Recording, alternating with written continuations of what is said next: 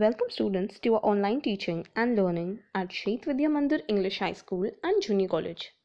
Students, in the last part of the poem, The Road Not Taken by Robert Frost, we saw the first two parts where the poet is trying to tell he wants to decide, and then he comes to a decision to take another part of the road. So in today's video, we shall see the remaining part of the poem and complete the poem and try to understand what did he finally mean to with this poem. So we move ahead with the third stanza.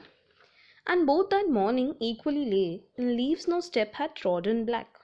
Oh, I kept the first for another day, yet knowing how way leads on to way, I doubted if I should ever come back. Let's understand the third stanza. And both that morning equally lay. He says that morning the roads were equally laying, that morning the paths looked the same for him. In leaves no step had trodden black. Nothing or nobody has walked on these paths this morning. The leaves are still in their natural colors and not blackened. Sometimes the dry leaves which it falls, and when you stamp they start breaking, and as they break they turn into a black color or they change their color. So he says this morning nobody has traveled this road, so he cannot perfectly judge as to who has taken the road or not, or who has literally used the road. Oh, I kept the first for another day. So finally comes to a conclusion. He says the poet's intention is to return so that he can travel along the other path some other day in future.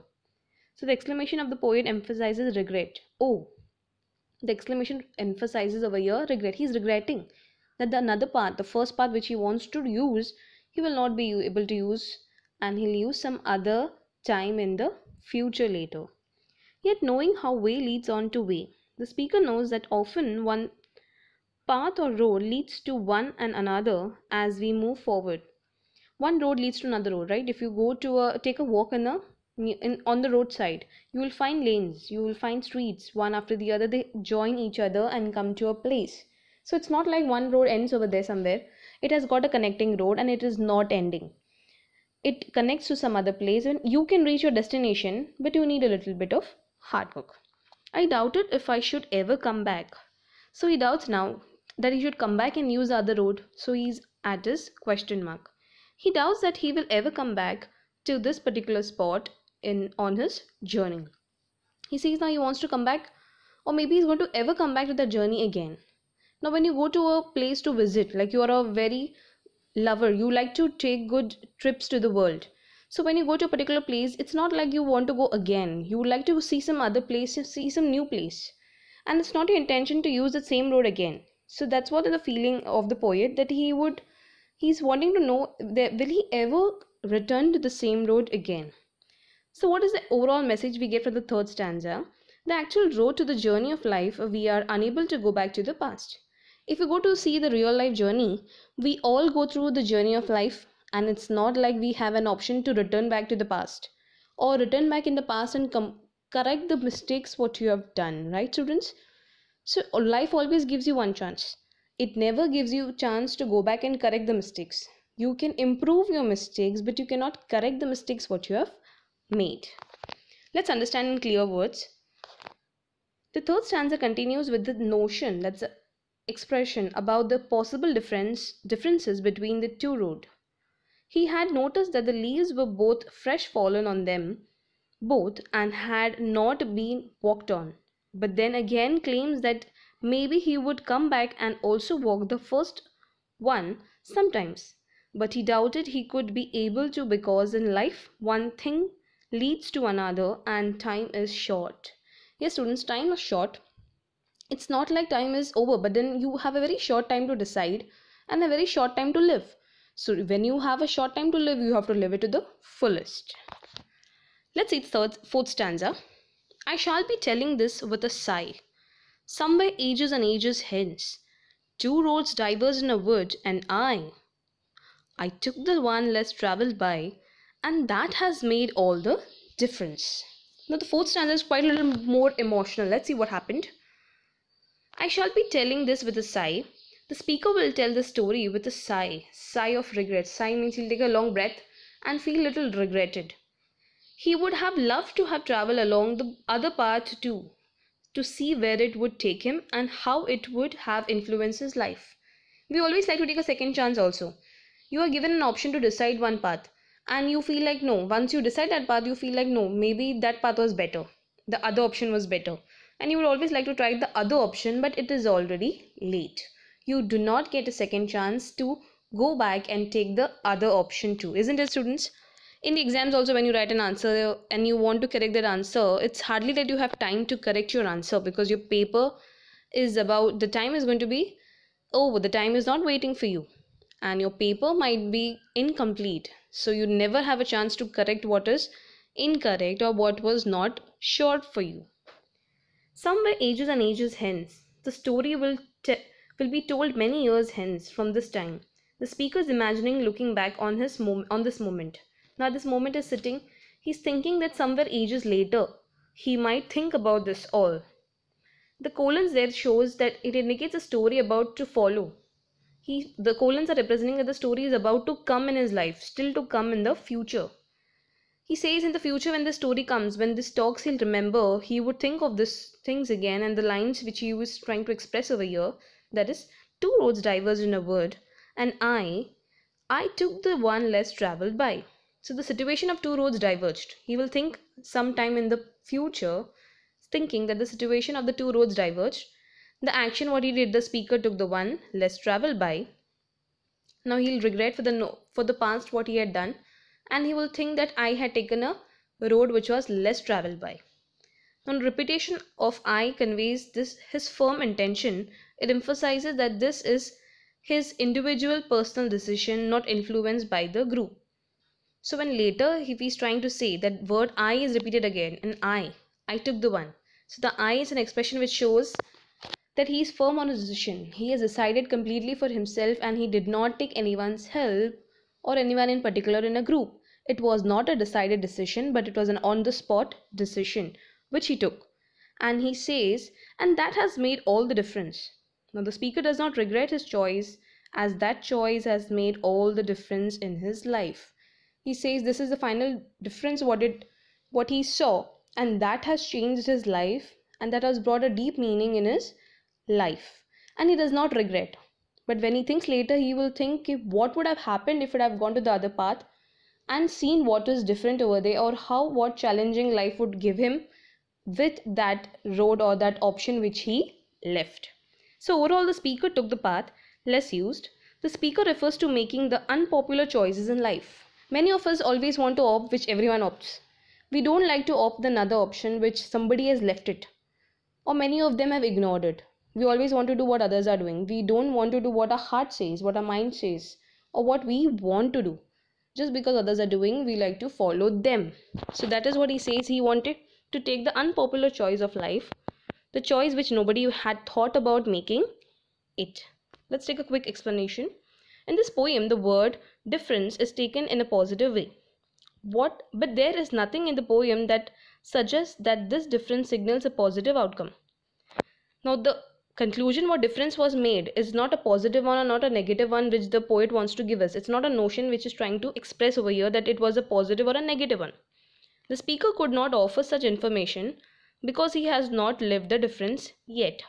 Now he cannot bifurcate the difference. He did not get a chance to go back to the other road, so he is not able to express his difference. The other word that leads non-discerning readers astray is the word sigh. By taking difference to mean a positive difference, they think that the sigh is one of the nostalgic relief, a relief, expressive relief. However, sigh can also mean as regret. We do not know if it is the relief sigh. This difference means the speaker is glad he took the road he did, or if it is the regret sigh, then the difference would not be good, and the speaker would be sighing in regret. So he's sighing, he's taking a long breath. We don't know if the long breath is for his regret or for it's a good option. It is not clear here, but that has made all the difference in his life. That is what we learn from his poem. He wanted to take a decision which was not famous, an unpopular decision which not all have used it, and that is what has made all the difference in his life. But he's happy with what he has. So the decision may be positive, and it was the correct decision. That was the poet wants to tell us. So now let's try to understand why the road less traveled is highlighted. The poet makes it clear that the path was more attractive to him and won his approval. Because it was less worn by other travelers, The lack of other travelers make it more appealing to him.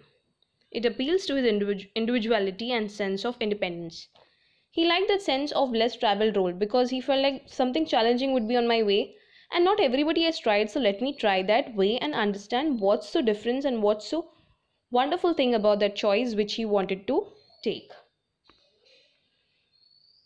Now let's quickly see the themes. What are the themes with the poet trying to express? Firstly, we see is individualism. The entire poem talks about individualism, that the speaker chooses to go his own way, taking the road less traveled. That is his individualism. He is thought of something unique. Caution. Caution is very careful. Before deciding to take the road less traveled, the speaker takes time to consider the other road. He says, long I stood and looked down one as far as I could. He took time to decide. He took precautions, or he took care to decide which road would be suitable or perfect for him. Now, the next part he saw is a commitment. The speaker does not have second thoughts after making his decision. So he was very committed and he wasn't confused of what to take further decision for. He did not think back what will be the consequences, but he went for it. Lastly, we see is accepting a challenge. It may be that the road the speaker chooses is less traveled because it prevents trials or perils. Such challenges seems to appeal the speaker. Now, trials or perils are to prove.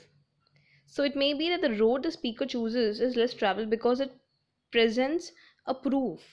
Such challenges seems to appeal the speaker. The speaker is very much appealed. He's very much inquisitive and likes to take challenges. And he took the challenge without even getting scared what will be the consequences or the results. Now let's take a symbolism as to these certain symbols which we need to highlight from the poem. Let's understand them. Now the main part we saw is the yellow. The word yellow woods was there. Now what is the yellow representing? The yellow coloring of the woods is representative of the light, hope and promise that the speaker is standing before. His future is bright and stretches before him. Though both paths are equally lit is lighted, he must choose only one. So the yellow color represents light, and light represents that you have to decide for one thing which is correct for you. That has to be one and for all. Secondly, we talk about the woods. Yellow woods. So woods are what? The wood is set in the woods because we get an image of a quiet, deserted place where the speaker is left alone to decide. It's a lonely place. Woods means in the forest or in a area which is full of woods, surrounded with woods.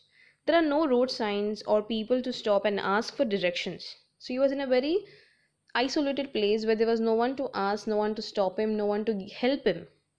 Similarly, there are no signs in life designed to help people choose their path. In real life also, you don't have anyone to give you a clear cut options or clear cut signs or clear cut intimation because no one knows the future. So you cannot have anyone perfect who will decide for you perfect and give you a firm decision to take in your life. The next part we see is the roads, which was very common. The roads are symbolic of the paths we take in life. Every road leads to a specific place, and the nature of one's destination depends entirely on the decisions that are made. We don't just arrive at a location, we make a series of choices that lead us there. We don't come to a location by ourselves by thinking on it. We rather take a firm decision and take a specific destiny, and then we take a decision to reach that destiny. So we try to arrive at the location and take a decision. Lastly, we see is the morning. The morning represents a new beginning and the endless possibilities the day ahead has to offer. New morning means new beginning. New beginning means a new start, and new start means new wishes or thinkings. Frost even sets the poem in the morning to reveal that the speaker is in the early years of his life and his future is spread out before him. He wants to say that his future is before him. It is early in the morning and it is a keen time and a correct time to decide a new beginning of the day and taking new challenges for the day. So finally, what message does the poet wants to give us? Let's try to understand that. He wants us all to realize that in life we face many different choices. There will be options that will be popular with a lot of people and options that people will not choose. Life has got always to give something or the other message or a moral to us. So that sometimes there will be a lot of people and a lot of options which you want to choose, and sometimes you will not get any. Once we have made a decision, our path and therefore our future has been determined. We cannot go back and change the decisions we have made. The road not taken seems to hold out the motto that life is a continuous journey full of divergence now and then. Life is full of a divergence. It's a continuous journey. It's unlimited and unstoppable. It's a continuous journey where there is no way to know what is ahead for you. The important thing is to move on without looking back, whether the choice of paths taken was right or wrong. The right or wrong are relative terms. So, right and wrong are relative terms. You don't know what is your life going to take your turn for. It can be right or even it can be wrong. It is just that you don't look back and don't wait for anyone. We cannot get everything in life, and hence to make choices. Whatever direction in our life takes is determined by the choice made by us. So you're saying everything in life we have made is made of choices. We have a lot of choices, but deciding which choice is proper is up to us. So which is in the journey of life, one can seldom come back to travel the roads not taken earlier. If you always get a chance to come back and recorrect, you can always come back and opt the choice which you left. Or similarly, like in the poem, the road which was not taken could be taken back again. Time for some assessment. Read the poem again. Does it have a uniform rhyme scheme throughout? Write down the rhyme scheme of every stanza separately. So in the first stanza you have a rhyme scheme of A, B, A, B. If you go back to the poem and recollect the last words used, they rhyme each other, and the rhyme scheme for each and every stanzas are same throughout the poem. It's uniform. So the rhyme schemes are A, B, A, and B. Write the symbols that are used in the poem to represent the following ideas. Choice of two options. That means two roads diverged in a yellow wood. So the symbols are given to you. You have to go back to the poem and pick out the exact same line which means the same. So the next one, I made a rare choice. It means it was grassy and wanted where. Equally good options, which means took the other as just as fair. It was tempting and needed to be tried, that is having perhaps the better claim. And lastly, some other time, which means ages and ages hence. Rearrange the following facts in the proper order and fill the flow chart. Here are few sentences given to you. You have to rearrange as per the arrows are giving you a direction. You read the poem again completely and rearrange them and fill in those boxes again. Moving ahead, think and write in your own words. These are the following some questions for you which you have to read and understand what part it is and follow the instructions in the question and write in your own words. From any collection of classic poetry or the internet, find another famous poem by Robert Frost titled with Stopping by the Woods on a Snowy Evening. Try and understand the symbolism. Now, as I explain you the symbolism of this poem, there were certain signs which the poet wanted to make us realize. So you pick up this poem from the internet and find out what is the symbolism of this poem and rewrite them in about 8 to 10 lines. Write a letter to your friend or cousin telling him or her about a difficult choice you have recently made. For example, pursuing one sport or hobby. Sport is your liking and hobby is your choice which you like to always go for, rather than the other or choosing between your studies and hobbies. You can write a letter to your friend or a cousin and how his or her example helped you to make a decision. Tell your friend or your cousin how that decision has helped them. I hope the lesson was very meaningful and gave a good message to you all. Thank you.